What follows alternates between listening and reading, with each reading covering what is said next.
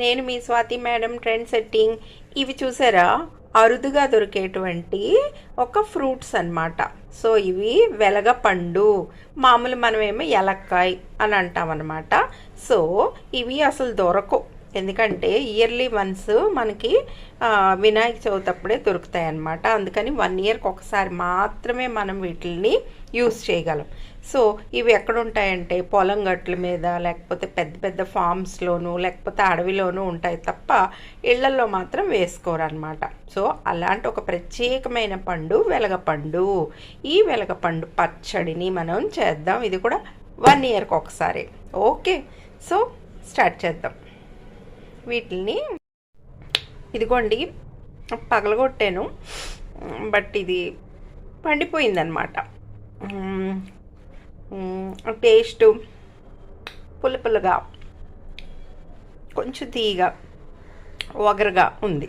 So దీన్ని మనం పచ్చడి చేయలేము, ఎందుకంటే బాగా రైపన్ అయిపోయింది. ఓకే, పండిపోయింది. సో దీన్ని పంచదార వేసుకొని తినొచ్చు. ఇది కొంచెం పర్వాలేదు, ఇది వేసుకోవచ్చు. ఇది బాగుంది. ఇదిగోండి, ఇది పచ్చిది. సో దీంతో మనం పచ్చడి చేసుకోవచ్చు. దీన్ని స్పూన్ తోటి తీసేసి ఒక బౌల్లోకి వేసుకుందాం. ఓకే, ఇలాగా స్పూన్తో తీసాక వెలగపండు గుజ్జు వచ్చిందనమాట. సో దీన్ని ఏం చేయక్కర్లేదు, యాజ్ ఇట్ ఈజ్ ఇలాగా మనం మిక్సీలో వేసేయచ్చు.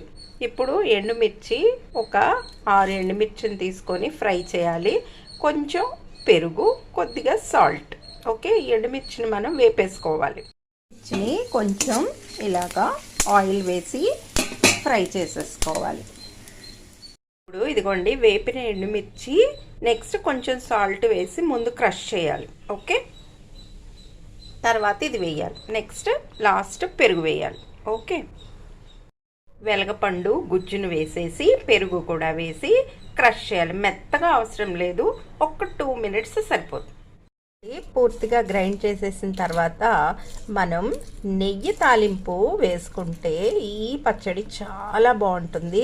మీరు ఎంత ట్రై చేసినా ఇది దొరకదనమాట, ఇయర్లీ వన్స్ మాత్రమే దొరుకుతుంది.